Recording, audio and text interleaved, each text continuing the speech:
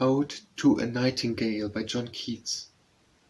My heart aches, and a drowsy numbness pains my sense, as though of hemlock I had drunk, or emptied some dull opiate to the drains 1 minute past, and Lethe-wards had sung.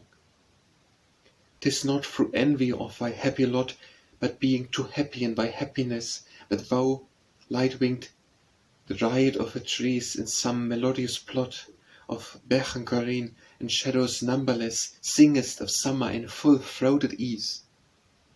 Oh, for a draught of vintage that hath been cooled a long age in the deep delved earth, tasting of Flora and the country green, dance and Provençal song and sunburnt mirth. Oh, for a beaker full of the warm south, full of the true, the blushful Hippocrene, with beaded bubbles winking at the brim and purple-stained mouth. But I might drink and leave the world unseen, and with thee fade away into the forest dim. Fade far away, dissolve, and quite forget what thou among the leaves hast never known, the weariness, the fever, and the fret here, where men sit and hear each other groan, where palsy shakes a few sad last grey hairs, where youth grows pale and spectre thin and dies, where but to think is to be full of sorrow and lean-eyed despairs, where beauty cannot keep her lustrous eyes, or new love pine at them beyond tomorrow. Away, away, for I will fly to thee, not charioted by Bacchus and his parts, but on the viewless wings of poesy, though the dull brain perplexes and retards. Already with thee tender is the night, and haply the queen moon is on her throne, clustered around by all her starry face. But here there is no light, save what from heaven is with the breezes blown through verdurous glooms and winding mossy ways.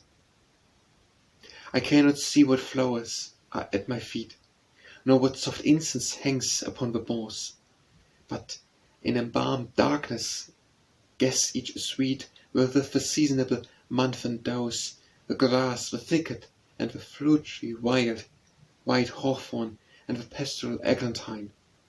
Fast fading violets covered up in leaves, and mid-May's eldest child, the coming musk rose, full of dewy wine, the murmurous haunt of flies on summer eves. Darkling I listen, and for many a time I have been half in love with easeful death, called him soft names in many a mused rhyme, to take into the air my quiet breath. No more than ever seems it rich to die, to gaze upon the midnight with no pain, while thou art pouring forth thy soul abroad in such an ecstasy. Still wouldst thou sing, and I have ears in vain, to thy high requiem become a sod.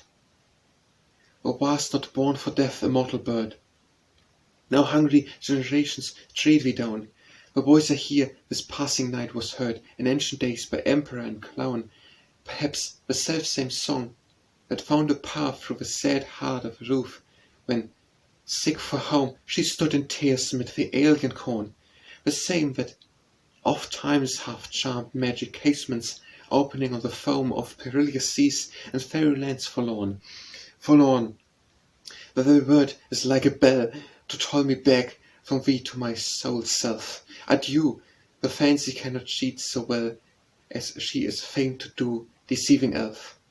Adieu, adieu, the plaintive anthems fades, past the near meadows, over the still stream, up the hillside, and now 'tis buried deep in the next valley glades. Was it a vision, or waking dream? Fled is that music. Do I wake or sleep?